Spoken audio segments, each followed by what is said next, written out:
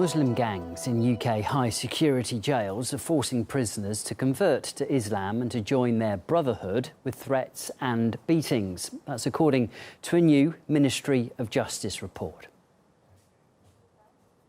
Other prisoners are scared of us. They know they're only going to 3 other jails, and they know there will be brothers waiting there to stab them. There is an underlying pressure for people to convert and join the gang. The tactic they use to befriend someone when they come in. If they don't convert, they will then start spreading rumours about them, that the person is a snitch, so that they will be ostracised. Then the beatings will follow. Once I go to a Category B prison, I'll say goodbye to Islam. If I said I didn't want to be a Muslim, I'd need to watch out in case someone stabbed me. It's very dangerous to denounce Islam. It'll be nice to be true to myself. Well, the study there, conducted at 3 top security prisons, did find that Muslim gangs used violence, bullying and threats to force prisoners to convert. And prison staff too were not always able to help, failing to, quote, differentiate religious practices from criminal behaviour. The report says forced conversions are becoming increasingly widespread in high-security jails, and that's due to such factors such as social isolation, deprivation of liberty and also the need for protection. Well, at the moment, there are almost 13,000 Muslim prisoners in British jails. That's about 15% of the total jail population. In March of 2017, there were 186 terrorists being held in British jails. 90% of them were Muslim. 3 so-called jails within a jail, also known as jihadi jails, were set up too to house subversive Islamist inmates. Well, we talked to our guests and debated the issues raised. Certainly in prisons, gang culture has always existed. What happens here is it's just a loose label of a Muslim. We are now attaching ourselves, some are not being converted, forcibly converted. They're actually drifting towards the bigger group of people who they feel are more aggressive, and if they coexist with them, maybe. Well, I've worked in prisons, David. Have you ever done a prison intervention? Have you worked with, like... Well, you may have worked in prisons, but I'm allowed to have an opinion. Hardline terrorists. Well done. But that doesn't divert from the simple truth in this report.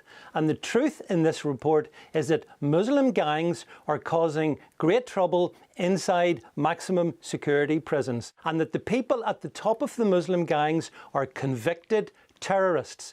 And it's not going to be solved by diversity, and it's not going to be caused by reaching out to them. It's going to be solved by making sure that the terrorist ideologues are taken right out of it, where they cannot spread their poison. It's really simple. I'm not even sure why we have to debate it. The problem is multidimensional. Isn't it the most obvious thing? David, we need a multidimensional approach. The more vulnerable individuals, diversity actually does work with them. Reintegration is a model that the government has been working on. Evidence. So in the prison system, if you isolate people at the bottom of that kind of system, when they go back into society, the transition is that much more difficult. My point also on Muslim, I think that the label is very easily given. Most Muslims would argue that these kind of individuals who forcibly convert people, which is against their own faith, they're actually not very Muslim. If they were Muslim in the first place, they wouldn't be locked up in prisons. I mean, if they're not Muslims, they seem to be unaware of it, rather, don't they? They seem to think they're Muslims. The court system seems to think Absolutely that's what they are. do. The Department of Justice seems to think that's exactly what they are. I'm suggesting,